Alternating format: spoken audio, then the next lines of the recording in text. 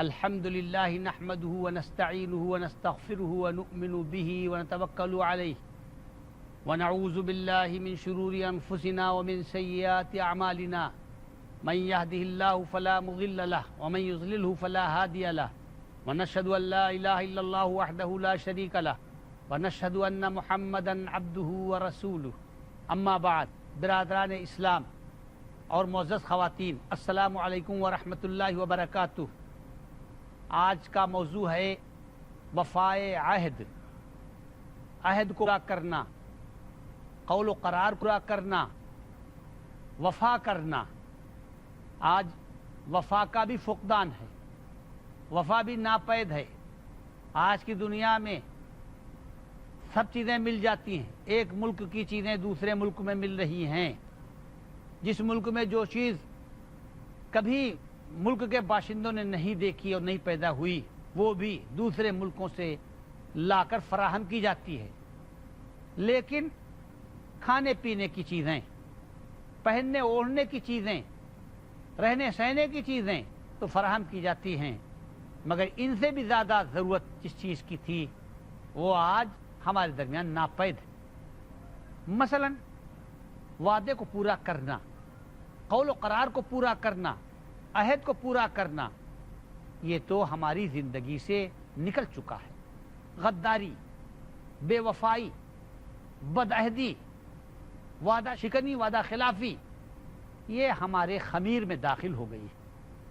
حالانکہ فرمایا گیا اربعون من کن فیہ کان منافقا خالصا، چار عادتیں اگر کسی کے اندر ہوں گی تو وہ پکا منافق ہوگا۔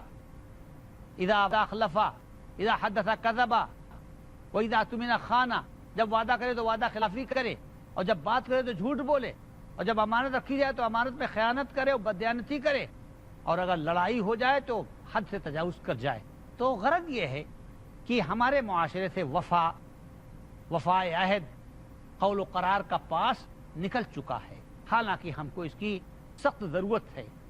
ہم 24 گھنٹے وعدہ خلافی اور غداری کا سامنا کر رہے ہیں، بلکہ ہم خود بھی اسی میں ملوث ہیں۔ تو رسول اللہ صلی اللہ علیہ وسلم کی زندگی ہمارے لیے نمونہ ہے۔ حضرت صلی اللہ علیہ وسلم وفائے عہد کے، سچائی کے پتلے تھے، تبھی تو آپ کو الصادق الامین کہا گیا کہ آپ سچے تھے، آپ امانت دار تھے۔ رسول اللہ صلی اللہ علیہ وسلم کے ساتھ اگر کوئی اچھا سلوک کرتا تھا تو رسول اللہ صلی اللہ علیہ وسلم نے اس کو زندگی بھر یاد رکھا، آپ نے اس کو فراموش نہیں کیا۔ آپ کے ساتھ محبت رکھنے والے، آپ کے لیے قربانی دینے والے آپ کی نظروں کے سامنے رہتے تھے اور ان کی قربانی آپ کو یاد رہتی تھی۔ وعدے کے تو آپ اتنے پکے تھے کہ رسالت اور نبوت کا اعلان کرنے سے پہلے آپ نے مکے کے باہر ایک آدمی سے خرید و فروخت کا معاملہ کیا، جس سے کوئی چیز بیچی تھی یا خریدی تھی، تو اس نے کہا کہ آپ یہیں پر رہیے، میں ابھی آتا ہوں، یعنی وہ چیز لے کر آتا ہوں یا پیسے لے کر آتا ہوں۔ تو آپ نے وعدہ کیا کہ چلو ہم یہیں پر رہیں گے۔ 3 دن تک آپ وہیں پر ٹھہرے رہے اور وہ شخص جا کر بھول گیا، لیکن آپ نے وعدے کو پورا کرنے کے لیے وہیں پر 3 دن تک آپ چونکہ آپ وعدہ کر چکے تھے۔ یہ ہے وعدے کی وفا، یہ ہے وعدے کی پختگی۔ اگر کسی نے حضرت کے ساتھ محبت کا سلوک کیا تو آپ اس کا بدلہ دیتے تھے، آپ اس حسن سلوک کا اس سے بھی بڑھ کر حسن سلوک سے جواب دیتے تھے۔ جیسا کہ میں نے عرض کیا کہ عمر بھر یاد رکھتے تھے۔ یہ حضرت عائشہ صدیقہ رضی اللہ تعالیٰ عنہ بیان فرماتی ہیں کہ ایک مرتبہ ایک بوڑھی عورت ہمارے گھر میں آئی تو رسول اللہ صلی اللہ علیہ وسلم نے فرمایا من ہیا، یہ کون ہے؟ تو انہوں نے کہا جسامہ المزنیہ، میرا نام جسامہ ہے، میں قبیلہ مزینہ سے ہوں۔ فرمایا انت حسانہ، تم حسانہ ہو جن کو ہم حسانہ کہہ کر کے یاد کیا کرتے تھے؟ قالت نعم حسانہ یا رسول اللہ، اس نے عرض کیا ہاں حسانہ ہوا اللہ کے رسول۔ آپ نے پوچھا تمہارا کیا حال ہے، تمہارے اوپر کیا گزری؟ اس نے کہا بے ابی انت و امی یا رسول اللہ بخیر، اے اللہ کے رسول ہمارے ماں باپ آپ پر قربان ہو، خیریت سے گزری۔ حضرت عائشہ فرماتی ہیں فلما انصرفت جب وہ بڑھیا ہمارے گھر سے چلی گئی تو میں نے رسول اللہ صلی اللہ علیہ وسلم سے عرض کیا تقبل علی هذه العجوز بمثل ذلك، اے اللہ کے رسول آپ نے اس بڑھیا کی طرف اتنی توجہ کی اور اس بڑھیا کی اتنی خیریت آپ نے پوچھی، آپ نے بہت اس کی طرف دھیان دیا؟ تو فرمایا کہ عائشہ انہا کانت تاتینا ایام خدیجہ، یہ خدیجہ کے زمانے میں ہمارے یہاں آیا کرتی تھی مکے میں۔ خدیجہ جو آپ کی پہلی بیوی تھی ان کے زمانے میں مکے میں آیا کرتی تھی۔ وَإِنَّ حُسْنَ الْعَهْدِ مِنَ الْإِيمَانِ، خدیجہ سے وفا کرنا یہ بھی تو ایمان کا جز ہے۔ تو خدیجہ سے وفا کا تقاضا تھا کہ اس کی سہیلی یا اس کے زمانے میں جو آتی تھی یا خدیجہ کو جس سے محبت تھی میں اسے محبت کا معاملہ کروں، اس لیے میں نے اس کی اتنی خیریت پوچھی۔ تو رسول اللہ صلی اللہ علیہ وسلم کے مزاج کے اندر اتنی وفا تھی۔ رسول اللہ صلی اللہ علیہ وسلم نے جب مکے پر چڑھائی کا ارادہ کیا یعنی فتح مکہ کے سال، تو آپ نے اس راز کو چھپایا، کسی کو نہیں بتایا۔ جنگ کی چیزیں ایسی ہوتی ہیں جس میں رازداری سے بھی کام لینا پڑتا ہے، آپ نے کسی کو نہیں بتایا، لیکن کسی طرح سے بعض لوگوں کو پتہ چل گیا۔ جنگ کے راز کو افشا کر دینا اور دشمن کو پہنچا دینا یہ بہت بڑا جرم ہوتا ہے، ناقابل معافی۔ بہرحال رسول اللہ صلی اللہ علیہ وسلم کے اوپر اللہ تعالیٰ نے منکشف کر دیا کہ آپ کا جنگی راز اور آپ کا مکے پر حملہ کرنے کا ارادہ فارق قریش کو بتایا جا رہا ہے، اور ایک عورت یہ خبر لے کر مکہ جا رہی ہے کہ رسول اللہ صلی اللہ علیہ وسلم مکے کو فتح کرنے کا ارادہ رکھتے ہیں اور مکے پہ حملہ کرنے کا ارادہ رکھتے ہیں۔ تو رسول اللہ صلی اللہ علیہ وسلم کو بڑی فکر ہوئی کہ اگر یہ بات قریش کو پہلے سے معلوم ہو جائے گی تو پہلے سے تیاری کر کے ہمارے لیے مشکلات پیدا کر دیں گے۔ لہذا حضرت زید اور حضرت علی ابن ابی طالب کو آپ نے بھیجا کہ اس عورت کو پکڑو۔ راستے کے اندر وہ عورت ملی، انہوں نے روکا حضرت علی نے اور حضرت زید نے اور کہا کہ تو کیا خبر لے کر جا رہی ہے؟ اس نے انکار کیا۔ حضرت علی نے اصرار کیا کہ نہیں تجھ کو بتانا پڑے گا، کیونکہ رسول اللہ صلی اللہ علیہ وسلم کو اللہ نے بتایا ہے، اس لیے وہ خبر جھوٹی نہیں ہو سکتی، تو یقیناً مکے میں مدینے کی خبر لے کے جا رہی ہے۔ جب زیادہ جبر کیا تو اس نے کہا کہ ہاں میں لے کے جا رہی ہوں، کہ رسول اللہ صلی اللہ علیہ وسلم مکے پر چڑھائی کا ارادہ رکھتے ہیں۔ تو حضرت علی نے پوچھا کہ کیا تیرے پاس کوئی خط ہے؟ تو خط سے انکار کیا۔ حضرت علی نے فرمایا تو خط دے دو ورنہ سب کپڑے اتار دیے جائیں گے۔ عورت کو جب یہ دھمکی دی جائے کہ اس کو کپڑے اتار دیے جائیں گے تو پھر عورت گھبرا جاتی ہے، چنانچہ اس نے کہا کہ کپڑے نہ اتارو اور میں ساری بات پوری اصل حقیقت بتا دیتی ہوں۔ اپنے بالوں کے جوڑے میں اس نے وہ خط چھپا رکھا تھا، وہ کاغذ چھپا رکھا تھا، تو وہ بالوں کے جوڑے سے وہ خط نکالا اور وہ دے دیا حضرت علی کو۔ حضرت علی نے پڑھا تو اس میں تھا کہ حاتب ابن ابی بلتعہ جو صحابی رسول ہیں اور مدینے میں رہتے ہیں، انہوں نے خط لکھا ہے کفار قریش کو کہ رسول اللہ صلی اللہ علیہ وسلم تمہارے اوپر چڑھائی کرنے والے ہیں۔ بڑا غصہ آیا حضرت علی کو اور حضرت زید ابن حارثہ کو، خط لے کر آیا اور رسول اللہ صلی اللہ علیہ وسلم کے حوالے کر دیا۔ تمام صحابہ میں مشہور ہو گیا کہ حاتب ابن ابی بلتعہ نے رسول اللہ صلی اللہ علیہ وسلم کا راز رسول اللہ کے دشمنوں تک پہنچانے کی کوشش کی۔ تو حضرت عمر رضی اللہ تعالیٰ عنہ کو غصہ آیا اور فرمایا دعنی یا رسول اللہ اقتل، اللہ کے رسول مجھے اجازت دیجئے میں حاتب کی گردن اڑا دوں، اس نے اتنا بڑا جرم کیا ہے، جنگی راز کو فاش کیا اور آپ کا بھید دشمنوں کو بتا دیا۔ غور کیجئے، واقعہ یہ ہے کہ جنگی راز کا افشا کرنا اور جنگی بھید بتا دینا بہت بڑا جرم آج بھی خیال کیا جاتا ہے، ناقابل معافی۔ مگر رسول اللہ صلی اللہ علیہ وسلم کی وفا دیکھیے، جو رسول اللہ صلی اللہ علیہ وسلم اپنوں کے ساتھ بھی وفا تھی، غیروں کے ساتھ بھی آپ وفا کرتے تھے۔ رسول اللہ صلی اللہ علیہ وسلم کے ذہن میں یہ بات آئی کہ حاتب نے بلتعہ سے غلطی تو ہو گئی ہے، لیکن حاتب نے بلتعہ کی قربانیاں بھی ہیں، حاتب نے بلتعہ کے کارنامے بھی ہیں، انہوں نے ہماری مدد بھی کی ہے۔ تو آپ نے فرمایا حاتب نے بلتعہ کو بلاؤ۔ بلایا کہ حاتب نے بلتعہ کو پوچھا ما حملک علی ما فعلت، یہ تم نے خط کیوں بھیجا؟ تو حاتب نے کہا اللہ کے رسول مجھے معلوم ہے کہ اگر اللہ نے آپ کو فتح لکھ دی ہے تو آپ کو شکست نہیں ہو سکتی.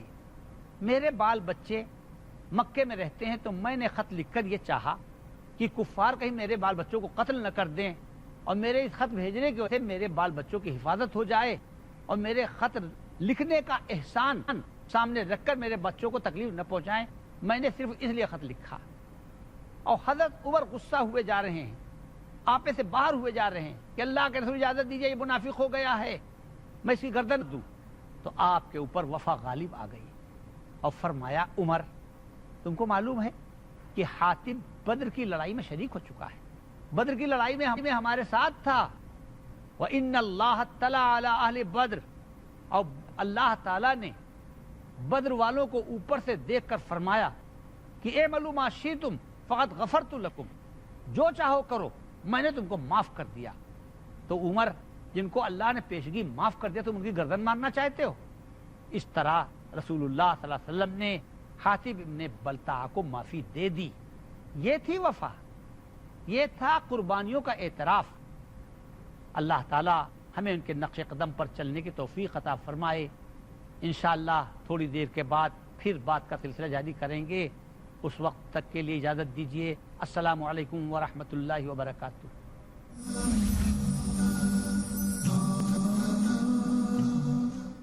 حاضرین السلام علیکم ورحمۃ اللہ وبرکاتہ. وفا کی بات چل رہی تھی کہ آج کے زمانے میں وفا ناپید. شیخ سعدی فرماتے ہیں یا وفا خود نبود در عالم، یا مگر کس دری زمانہ نہ کر. یا تو وفا دنیا میں پیدا ہی نہیں ہوئی، اور اگر پیدا ہوئی تو کسی نے کیا ہی نہیں. دنیا کے اندر سب سے زیادہ کمی وفا کی ہے. لوگ احسان ناشناس ہیں، لوگ ناشکرے ہیں، لوگ اپنے محسن ہی کو مارنے کی فکر کر لیتے ہیں. احسان شناسی، وفا، بات کو پورا کرنا، اپنے قول و قرار پہ قائم رہنا، یہ انسان کی بہت عمدہ صفت ہے. رسول اللہ صلی اللہ علیہ وسلم اپنی بات کا کتنا لحاظ کرتے تھے اور اپنے قول و قرار پر کتنے مضبوط تھے. ایک واقعہ آپ کے سامنے رکھتا ہوں، اس سے آپ اندازہ کیجئے. یہ صحابہ کے ساتھ واقعہ پیش نہیں آیا، یہ رشتہ داروں کے ساتھ واقعہ پیش نہیں آیا، یہ ان لوگوں کے ساتھ پیش آیا جو خون کے پیاسے تھے، ان لوگوں کے ساتھ پیش آیا جو رسول اللہ صلی اللہ علیہ وسلم کو ایک نظر نہیں پسند کرتے تھے، جو رسول اللہ صلی اللہ علیہ وسلم کو ایک لمحے کے لیے برداشت کرنے کے لیے تیار نہیں تھے. ان کے ساتھ بھی رسول اللہ صلی اللہ علیہ وسلم نے وفا کا معاملہ کیا، عہد کی پابندی کی، جو وعدہ کیا اس کو پورا کیا. سن 6 ہجری کے اندر رسول اللہ صلی اللہ علیہ وسلم 1400 صحابہ لے کر مکے میں عمرہ کرنے کے ارادے سے روانہ ہوئے. ابھی 7-8 میل قریب تھا مکہ کہ کفار مکہ کو خبر ہوئی تو انہوں نے تہیہ کر لیا کہ ہم محمد کو اور محمد کے ساتھیوں کو مکے میں داخل نہیں ہونے دیں گے اور عمرہ کرنے نہیں دیں گے. اور آپ برابر کہہ رہے تھے کہ میں عمرہ کرنے آیا ہوں، میں جنگ کرنے نہیں آیا ہوں. لیکن کفار ضد پر تھے کہ ہم عمرہ نہیں کرنے دیں گے. مشہور ہے کہ اسلام زور اور زبردستی کرتا ہے. یہ غلط شہرت اسلام کے دشمنوں نے اور سازشی لوگوں نے کر رکھی ہے. اسلام نے کبھی زور زبردستی نہیں کی. اسلام کے ماننے والوں پر زور زبردستی کی گئی، ان پہ جبر کیا گیا، ان کو مجبور کیا گیا. اب آپ دیکھیے عمرہ کرنے کے لیے رسول اللہ صلی اللہ علیہ وسلم تشریف لے جا رہے ہیں اور کفار زور زبردستی کر رہے ہیں کہ عمرہ نہیں کرنے دے رہے، خانہ کعبہ کا طواف نہیں کرنے دے رہے، صفا و مروہ کے درمیان دوڑنے نہیں دے رہے ہیں، جو جانور قربانی کے لیے لائے گئے ان کو قربان نہیں کرنے دے رہے ہیں. مسلمان جبر کر رہے ہیں، اسلام میں جبر ہو رہا ہے، یا کافر جبر کر رہے ہیں، کفر جبر کر رہا ہے. تو بہرحال کفار آ گئے مقابلے میں، سینہ تان کر کھڑے ہو گئے کہ ہم مکے میں گھسنے نہیں دیں گے. صحابہ جوش میں تھے کہ کچھ بھی ہو ہم مکے میں گھس کے رہیں گے اور عمرہ کریں گے. مگر رسول اللہ صلی اللہ علیہ وسلم نے سب کو ٹھنڈا کیا اور فرمایا کہ اگر کفار صلح کرنا چاہیں تو میں صلح بھی کر سکتا ہوں. میں خون بہانا مکے میں پسند نہیں کرتا، میں عمرے کے لیے نکلا ہوں، لہذا میں اس کو جنگ بننے نہیں دوں گا. چنانچہ کچھ لوگوں نے سمجھایا کفار قریش کو کہ اگر محمد صلی اللہ علیہ وسلم تم سے صلح کرنا چاہیں تو صلح کر لو، کیونکہ محمد صلی اللہ علیہ وسلم کا جو ادب اور جو احترام ان کی قوم میں ہے، ہم نے بادشاہوں کا وہ احترام، کسرا کا بادشاہ، ایران کا بادشاہ، روم کا بادشاہ، اس کو بھی ہم نے دیکھا اور اس کے وفادار فوجیوں کو بھی دیکھا، لیکن جو وفا اور جو محبت رسول اللہ کے غلاموں کو رسول اللہ سے ہے، ایسی محبت اور ایسی وفا اور ایسی جانثاری نہ ایران کے بادشاہ کی عوام کو اس کے ساتھ ہے اور نہ روم کے عوام کو روم کے بادشاہ کے ساتھ ہے۔ میں نے دیکھا کہ اگر وہ وضو کرتے ہیں تو ان کے وضو کا پانی لوگ زمین پہ گرنے نہیں دیتے، اپنے ہاتھوں میں لے لیتے، اپنے چہرے پہ ملتے ہیں۔ میں نے دیکھا کہ اگر وہ ناخن کٹواتے ہیں تو ان کے ناخن کو تبرک بنا کے رکھ لیتے ہیں۔ میں نے دیکھا کہ اگر بال ترشواتے ہیں تو بالوں کو سونے اور چاندی سے زیادہ قیمت دیتے ہیں اور اس کو محفوظ کر لیتے ہیں۔ جو قوم اپنے محبوب کا دھون پیروں کا اور ہاتھوں کا زمین پہ گرنے نہ دے، جو ناخن اور بالوں کو چاندی اور سونے سے زیادہ قیمتی سمجھے، وہ قوم اپنے محبوب کو حوالے کیسے کر سکتی ہے؟ وہ کٹ جائیں گے، مر جائیں گے، لیکن محمد کو تمہارے حوالے نہیں کریں گے۔ لہٰذا ایسے فوجیوں سے اور ایسے لوگوں سے جنگ کرنا مناسب نہیں ہے، صلح کر لو۔ یہ مشورہ دیا گیا کفار قریش کو، تو کفار قریش بھی صلح کے لیے تیار ہو گئے۔ صلح کے اندر ایسی باتیں تھیں جو کسی خوددار آدمی کی حلق سے نہیں اترتی تھی۔ مثلا کفار قریش نے صلح کے اندر پہلی بات یہ رکھی کہ اس سال آپ واپس چلے جائیے الٹے پاؤں۔ غور کیجئے رسول اللہ صلی اللہ علیہ وسلم کے اندر کتنی صلح پسندی تھی۔ انہوں نے پہلی بات رکھی کہ آپ الٹے پاؤں واپس چلے جائیے، اس سال آپ کو ہم عمرہ کرنے نہیں دیں گے، اگلے سال آپ آئیے، اور جب آپ آئیں گے تو ہتھیار آپ کے باہر رکھوا لیے جائیں گے، ہتھیار لے کر آپ مکہ داخل ہوں گے۔ آپ نے منظور کر لیا۔ دوسری دفعہ تھی، یہ اور زیادہ سخت تھی۔ وہ دفعہ کیا تھی؟ دوسری دفعہ یہ تھی کہ اگر ہمارا کوئی آدمی آپ کے پاس جائے گا مسلمان ہونے کے لیے، ایمان لانے کے لیے، ہماری برادری سے کٹ کر آپ کی برادری میں شامل ہونے کے لیے، مسلمانوں کی جماعت میں شامل ہونے کے لیے تو آپ اس کو واپس کر دیں گے، اور اگر آپ کا آدمی ہمارے پاس آئے گا تو ہم واپس نہیں کریں گے۔ یہ دیکھیے، کوئی مسلمان خدا نخواستہ اسلام و ایمان کو چھوڑ کر اگر مکے آئے گا تو ہم واپس نہیں کریں گے، اور مکے کا کوئی آدمی کفر کو چھوڑ کر ایمان میں داخل ہوگا تو آپ کو واپس کرنا ہوگا۔ رسول اللہ صلی اللہ علیہ وسلم نے یہ بھی منظور کر لیا۔ غور فرمائیے، یہ کڑوا گھونٹ صحابہ کی حلق سے اتر نہیں رہا تھا۔ حضرت عمر رضی اللہ تعالیٰ عنہ کا دماغ چکرا گیا، اور انہوں نے حضرت ابو بکر سے کہا، الاسنا علی الحق الیسوا علی الباطل الیسا المسلمین الاسنا علی المسلمین الیسوا بالکافرین۔ حضرت ابو بکر کے پاس گئے حضرت عمر رضی اللہ تعالیٰ عنہ پیش و تاب کھاتے ہوئے غصے میں، اور کہا کہ اے ابو بکر، کیا ہم مسلمان نہیں ہیں؟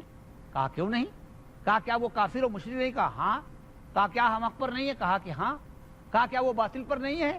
ابو بکر نے کہا کہ ہاں۔ کہا پھر ہم دب کر صلح کیوں کریں کہ ہمارا آدمی جائے تو وہ رکھ لیں اور ان کا آدمی جائے تو ہم واپس کر دیں، ہم اس دفعہ کو منظور نہیں کریں گے۔ حضرت ابو بکر نے فرمایا کہ وہ اللہ کے رسول ہیں، اور اللہ کے رسول نے جو کچھ کہا ہے میں اس کے آگے کچھ نہیں بول سکتا۔ جب حضرت ابو بکر سے تسلی نہیں ہوئی حضرت عمر کی تو سیدھے رسول اللہ صلی اللہ علیہ وسلم کی خدمت میں حاضر ہوئے اور کہا، اللہ کے رسول یہ دب کر صلح کیوں ہو رہی ہے؟ کیا آپ اللہ کے رسول برحق نہیں ہیں؟ آپ نے فرمایا کیوں نہیں؟ کہا کیا ہم مومن اور مسلمان نہیں ہیں؟ کہا کیوں نہیں؟ کیا کہا وہ کافر اور مشرک نہیں؟ کہا کہ کیوں نہیں؟ کہا کیا ہم حق پر نہیں ہیں؟ کہا ہاں۔ کہا کیا وہ باطل پر نہیں ہے؟ فرمایا کہ ہاں۔ کہا پھر ہم دب کر کیوں صلح کریں، اسے کیوں دبیں؟ آپ نے فرمایا دیکھو میں اللہ کا رسول ہوں، اور اطمینان رکھو کہ اللہ مجھے ضائع نہیں کرے گا، میں اللہ کی طرف سے کر رہا ہوں۔ وما ينطق عن الهوى ان هو الا وحی یوحى، نبی اپنی خواہش سے نہیں بولتے بلکہ نبی وہی کہتے ہیں جو اللہ تعالیٰ کہلواتا ہے۔ جب رسول اللہ صلی اللہ علیہ وسلم نے یہ فرمایا کہ یہ اللہ کی مرضی سے اشارے سے ہو رہا ہے تو حضرت عمر کو کچھ تسلی ہوئی۔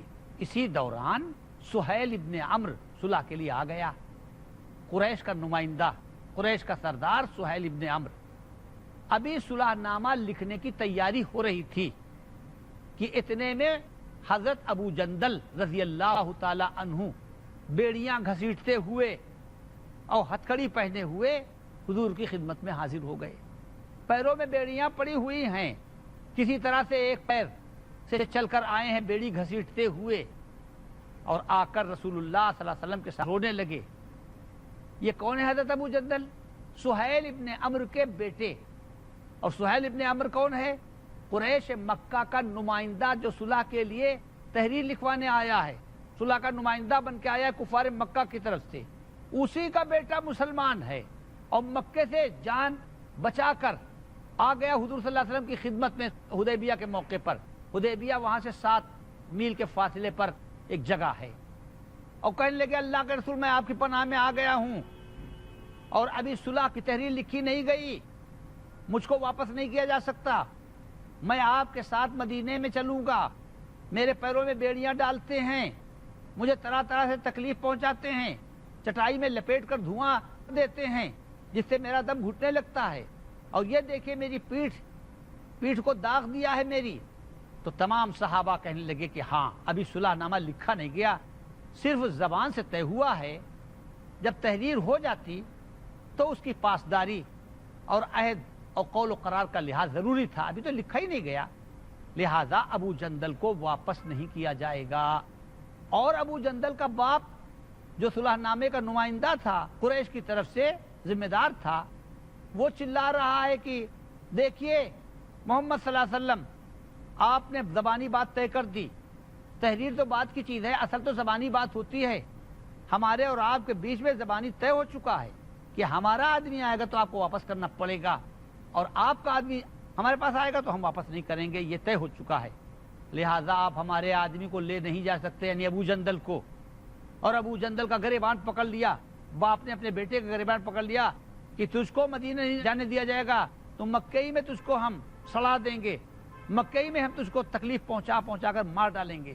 یہ باتیں ہو رہی ہیں, صحابہ کرام کے اندر جوش ہے, لیکن رسول اللہ صلی اللہ علیہ وسلم نے فرمایا کہ ابو جندل کا باپ صحیح کہتا ہے, بات تو زبان کی کافی ہوتی ہے, تحریر صرف زبان کی بات کو لکھ دیتی ہے اور محفوظ کر لیتی ہے, ورنہ اصل تو زبان کی بات ہے. اور ابو جندل کا باپ سچ کہتا ہے, واقعی معاہدہ ہو چکا ہے اور معاہدے کے تحت میں ابو جندل کو واپس بھیجنا پڑے گا. آپ غور فرمائیے کس دل سے اور کس جگر سے صحابہ کرام نے رسول اللہ صلی اللہ علیہ وسلم کے اس فیصلے کو منظور کیا. لیکن رسول اللہ صلی اللہ علیہ وسلم نے ایسے وقت کے اندر جو کافر سے وعدہ کیا تھا اس کو بھی آپ نے پورا کیا, وفا کا معاملہ کیا. تو یہ تھی رسول اللہ صلی اللہ علیہ وسلم کی وفا. کاش کی رسول اللہ صلی اللہ علیہ وسلم کے اسوے پر اور حضرت کی سنت کے اوپر ہم عمل کریں. وآخر دعوانا الحمدللہ رب العالمین. السلام علیکم ورحمۃ اللہ.